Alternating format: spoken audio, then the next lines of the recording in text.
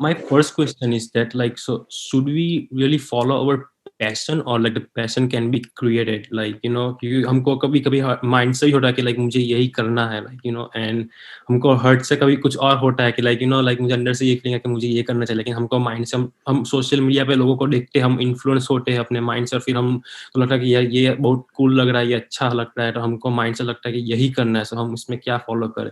तो सबसे पहले तो ये जो आप दोनों में डिफरेंस क्रिएट कर रहे हैं ना, माइंड और हार्ट में, इसमें एक्चुअल में कोई डिफरेंस नहीं है, क्योंकि अंदर जो भी आपके थॉट्स आते हैं वो सारे ब्रेन में ही आते हैं। तो अगर मैं आपसे पूछूं ये थॉट कहाँ से आ रहा है, आपके दिल से आ रहा है, दिमाग से आ रहा है, तो आप कंफ्यूज हो जाओगे, आप कहोगे यार ये क्या मतलब हुआ, दिल क्या है और दिमाग क्या है, उसको डिफाइन कैसे करोगे। और दिल तो कुछ भी करता है, दिल तो कभी दारू पीने का करता है, कभी सिगरेट पीने का करता है, दिल तो सारे उल्टे सीधे काम करने का करता है। तो आइडियली आपको लाइफ में कभी भी अपने दिल की नहीं सुननी चाहिए, ये थॉट माइंड में लाना ही नहीं चाहिए कि मुझे दिल के हिसाब से चलना है। Use your brain, use thought, use your logic. अगर दो ऑप्शंस आपके माइंड में हैं तो पहले उसको पेपर पर लिख दो कि छोटे से छोटे लेवल पर ये जो दो ऑप्शंस हैं, इसके एक तो अपने क्या प्रोज एंड कॉन्स है। तो एक पेपर हो गया, उसमें ऑप्शन 1 हो गया, ऑप्शन 2 हो गया। ऑप्शन 1 के प्रोज एंड कॉन्स, ऑप्शन 2 के प्रोज एंड कॉन्स, पहले तो उसको देखो। और प्रोज एंड कॉन्स सिर्फ अभी मत देखना, नहीं तो कंफ्यूज हो जाओगे। 10 ईयर्स डाउन द लाइन देखो कि अगर मैं ये करता हूं अगले 10 साल तक, तो 10 साल बाद मेरी लाइफ कैसी होगी, और अगर ये करता हूं तो 10 साल बाद मेरी लाइफ कैसी होगी। जो भी 10 साल बाद जैसी लाइफ होगी वो किसके जैसी होगी, जो ऑलरेडी वो कर रहे हैं। तो उनकी लाइफ को ऑब्जर्व करो। अगर कहीं से आप उनके कांटेक्ट में आ सकते हैं, आपके फैमिली में, फ्रेंड सर्कल में, यहां से वहां से, हो सकता है आपके फ्रेंड के कोई ब्रदर हो, सिस्टर हो, जो ऑलरेडी वो कर रहे हो जो आप करना चाहते हैं, तो उनसे बात करिए कि जो मैं सोच रहा हूं ऐसा ही होता है ये करने के बाद में 10 साल बाद, या कुछ और ही होता है। तो एक तो आपको प्रैक्टिकली समझ आएगा कि एक्चुअल में क्या होता है। उसके बाद में आपको क्या करना होगा, छोटे से छोटे लेवल पर उसको प्रैक्टिकली करके देखना होगा। जैसे आप एग्जांपल दोगे मेरे को, दो पैशन कौन से हैं, जैसे फॉर एग्जांपल अगर आप शेयर करना चाहते हो तो। One is like first generate money from, let's say, stock market, something like, then put in like invest somewhere, like just like entrepreneurship or something like that, and other is like maybe doing some job, like you know, just government job or something like that, you know. These are like two different things and poles apart. तो लिखो आराम से एक paper के ऊपर, दोनों के बीच में एक लाइन खींचो, दोनों के अपने प्लस माइनस देखो। जैसे गवर्नमेंट जॉब के अपने प्लस माइनस है, स्टॉक मार्केट के अपने प्लस माइनस है। इनफैक्ट ये दोनों ही प्रोफेशन जो आपने बोले हैं ना, ये अपने आप में बिल्कुल ही ऑपोजिट है। एक तरफ है रिस्क बहुत ही ज्यादा है, जिसकी हम स्टॉक मार्केट की बात करते हैं, फ्लक्चुएशंस बहुत ही ज्यादा है। और गवर्नमेंट जॉब में रिस्क कुछ भी नहीं है अगर हो गया तो, और फ्लक्चुएशंस ना के बराबर है। तो दोनों में बड़ा डिफरेंस है। एक जगह आप कंट्रोल में रहोगे, जहां पर आप स्टॉक मार्केट की बात कर रहे हो, वहां पर जो सही है वो भी आपका है, गलत है वो भी आपका है, प्रॉफिट भी आपका है, लॉस भी आपका है। गवर्नमेंट जॉब की बात करी जाए तो आपके हाथ में लिमिटेड कंट्रोल होगा, क्योंकि ऊपर से आपको इंस्ट्रक्शंस आएंगे जिनको आपको फॉलो करना होगा। तो इस तरह से जब आप देखोगे तो हो सकता है अब आपको क्लैरिटी आती चली जाएगी। जैसे अभी मैंने जो भी बातें बोली उससे आपको थोड़ी सी क्लैरिटी आई होगी। ऐसे ही अगर एक पेपर पेन लेकर के आप लिखोगे, तब आप देखोगे कि अगले 10 साल बाद, 20 साल बाद मैं अपनी लाइफ को किस तरह से देखता हूं। Do I want to make it an adventure, तब तो गवर्नमेंट जॉब आपके लिए नहीं है, because it is not adventurous for that matter. Adventure क्या है कि आपने जीरो से शुरू किया और कुछ एक बड़ा एम्पायर खड़ा कर दिया, या एक्चुअल में कुछ ऐसा किया जो right from zero to whatever, जो भी जिस भी लेवल तक आप गए, वो सब आपका थॉट था उसके अंदर, और आप पूरी तरह से रिस्पॉन्सिबल थे उसके लिए। तो वो एक अलग अप्रोच है, ये एक अलग अप्रोच है। तो आपको देखना होगा आपकी जो पर्सनैलिटी है उसके हिसाब से क्या ज्यादा सूट करता है आपको। जैसे कुछ लोग होते हैं वो कहते हैं यार मेरे को काम दे दो, मेरे को दिमाग लगाने में इंटरेस्ट नहीं है, मेरे को बता दो बस मुझे क्या करना है। दूसरा ये है कि मुझे कोई नहीं बताएगा कि मुझे क्या करना है, मुझे जो करना है मैं खुद करूंगा।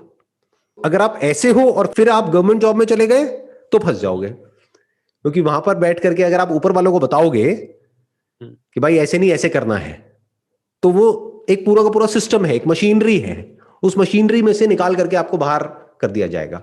आप अपनी पर्सनली चेंज कर सकते हो अगर आपको करना हो तो। Why not, why not. मतलब देखो बहुत सारे लोग हैं जिनकी पर्सनालिटी होती है, मान लो कि मेरे को जो करना है अपने हिसाब से करना है, बट कुछ ऐसी फैमिली कंडीशंस होती हैं, कुछ ऐसी मजबूरियां होती है लाइफ में जहां पर आपके लिए प्रायोरिटीज कुछ और है, वो है कि भाई अपनी फैमिली के लिए फाइनेंशियल सपोर्ट देना है, उनको फाइनेंशियली बहुत प्रॉब्लम है, तब आपको अपनी पर्सनालिटी को चेंज करना ही पड़ेगा, या ये कह लो फेक करना पड़ेगा। अंदर से आप कुछ और हो, बाहर से आपको ऐसे दिखाना पड़ेगा yes sir yes sir yes sir yes sir yes sir, क्योंकि जहां आपने बोला नो सर वहीं गड़बड़ हो जाएगी। तो आप समझ गए, आप इधर से उधर तो जा सकते हो, आप इधर से उधर जा सकते हो, आप एक कॉम्प्रोमाइज कर सकते हो अपनी लाइफ के साथ अगर आपकी ये वाली पर्सनालिटी टाइप है तब भी। बट अगर आपकी पर्सनालिटी है दिमाग ना लगाने की, फिर आप बिजनेस में आ गए तो बुरी तरह से फंसोगे, क्योंकि business is all about using your thought process to take your business on the next level. इसी से रिलेटेड एक क्वेश्चन है, सो लाइक हम लाइक दोनों में से कोई भी एक चूज करते हैं, बट एक में ऐसा सिक्योरिटी होता है कि लाइक चलो इसमें जॉब मिल जाएगी, फिर will be like set for another 25-20 years, like हम लाइफ सेट हो जाएगी। और दूसरा ये जो मैंने आपको बोला तो उसमें ऐसा है कि लाइक आप कुछ कह नहीं सकते, कुछ भी हो सकता है कि लाइक उसमें आप फेल भी हो सकता है 2-3 साल के लिए।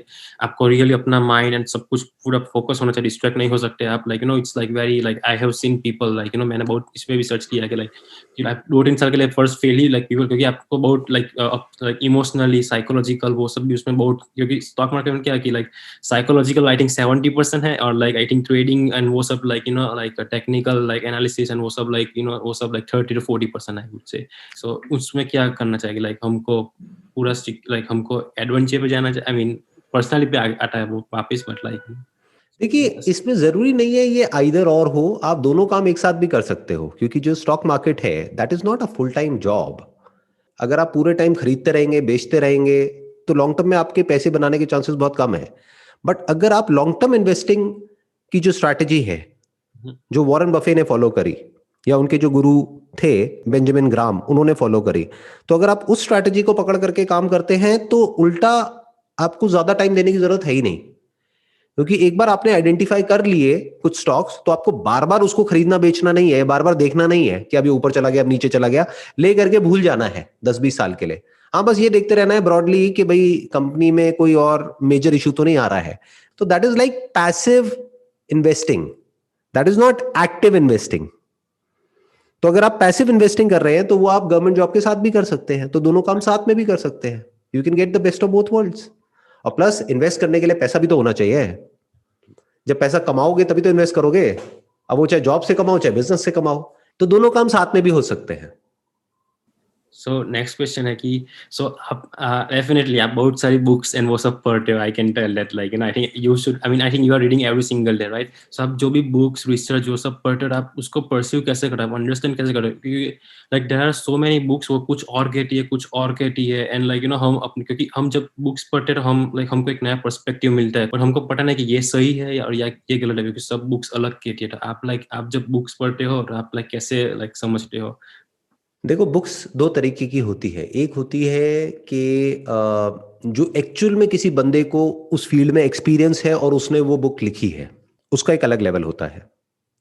दूसरे तरह की बुक्स होती है जिसको खुद को कोई प्रैक्टिकल एक्सपीरियंस नहीं है उस फील्ड में, बट उसने उस फील्ड से रिलेटेड 10 बुक्स उठाई, उसमें से थोड़ा थोड़ा कंटेंट निकाला, उसकी लैंग्वेज को चेंज किया ताकि कॉपीराइट इश्यूज ना हो, और लेकर के अपनी एक बुक निकाल दी।